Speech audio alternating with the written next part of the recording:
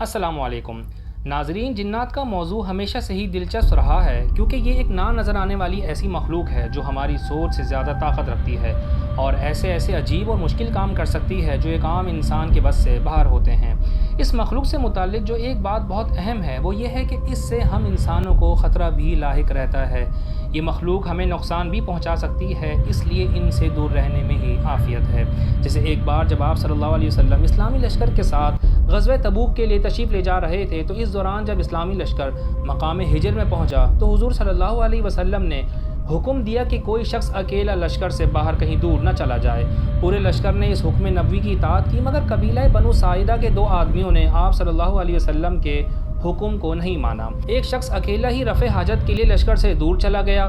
وہ بیٹھا ہی تھا کہ اچانک کسی نے اس کا گلا گھونٹ دیا اور وہ اسی جگہ مر گیا۔ اور دوسرا شخص اپنا اونٹ پکڑنے کے لیے اکیلا ہی لشکر سے کچھ دور چلا گیا تو ایک دم ایک ہوا کا جھونکا آیا اور اس کو اڑا کر قبیلہ تئی کے دونوں پہاڑوں کے درمیان پھینک دیا اور وہ ہلاک ہو گیا۔ آپ صلی اللہ علیہ وسلم نے ان دونوں کا انجام سن کر فرمایا کہ کیا میں نے تم لوگوں کو منع نہیں کر دیا تھا؟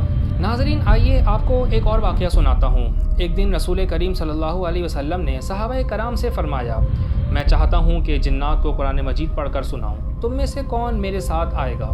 تو صحابہ کرام نے اپنے سر جھکا لیے۔ دوسری مرتبہ بھی ایسا ہی ہوا۔ جب آپ صلی اللہ علیہ وسلم نے تیسری مرتبہ ارشاد فرمایا تو حضرت عبداللہ ابن مسعود رضی اللہ عنہ آپ صلی اللہ علیہ وسلم کے ساتھ ہو لیے۔ حضرت عبداللہ بن مسعود رضی اللہ عنہ فرماتے ہیں کہ میرے علاوہ آپ صلی اللہ علیہ وسلم کے ساتھ کوئی دوسرا نہ تھا۔ ہم چلتے رہے یہاں تک کہ مکہ مکرمہ کی ایک وادی شیب الحجون میں داخل ہوئے۔ نبی کریم صلی اللہ علیہ وسلم نے میرے لیے ایک دائرہ کھینچا اور مجھے اس میں بیٹھنے کا حکم فرمایا اور تاکید فرمائی کہ میرے واپس آنے تک یہاں سے باہر نہ نکلنا۔ پھر آپ صلی اللہ علیہ وسلم وہاں سے تشریف لے گئے اور کھڑے ہو کر تلاوت قرآن کرنے لگے۔ میں نے گدھ کی مثل اڑتے ہوئے پرندوں کے پروں کی فڑفڑاہٹ سنی۔ میں نے شدید شور بھی سنا، یہاں تک کہ مجھے نبی کریم صلی اللہ علیہ وسلم کے متعلق اندیشہ ہوا۔ پھر بہت سی کالی چیزیں میرے اور حضور صلی اللہ علیہ وسلم کے درمیان حائل ہو گئیں، یہاں تک کہ مجھے آپ کی آواز مبارک سنائی نہ دیتی تھی۔ پھر وہ سب بادل کی طرح چھٹنا شروع ہوئیں، یہاں تک کہ غائب ہو گئیں۔ اسی دوران فجر کا وقت ہو چکا تھا۔ آپ صلی اللہ علیہ وسلم ان سے فارغ ہو کر میرے پاس تشریف لائے اور مجھ سے پوچھا، کیا سو گئے تھے؟ میں نے عرض کی، اللہ پاک کی قسم نہیں یا رسول اللہ، میں نے کئی مرتبہ ارادہ کیا کہ میں لوگوں کو مدد کے لیے بلاؤں، یہاں تک کہ میں نے سنا کہ آپ جنات کو عصا مبارکہ سے مارتے ہوئے ارشاد فرما رہے تھے، بیٹھ جاؤ۔ تو حضور صلی اللہ علیہ وسلم نے ارشاد فرمایا، اگر تم یہاں سے باہر نکل جاتے تو تمہاری خیر نہ تھی، ان جنات میں سے کوئی تم کو پکڑ لیتا۔ پھر آپ صلی اللہ علیہ وسلم نے ارشاد فرمایا، کیا تم نے کچھ دیکھا؟ میں نے عرض کی، جی ہاں، میں نے کالے رنگ کے کچھ آدمی دیکھے جن پر سفید کپڑے تھے۔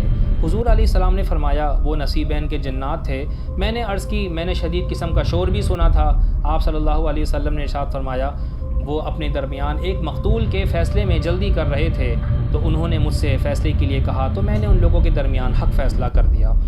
بہرحال ناظرین، سیرت طیبہ میں ہمیں جنات سے متعلق یہ کچھ باتیں ملتی ہیں جو نہ صرف اس نہ نظر آنے والی مخلوق کے بارے میں آگاہی دیتی ہیں، بلکہ یہ مخلوق کتنی خطرناک ہے اس بات کا پتہ بھی دیتی ہیں۔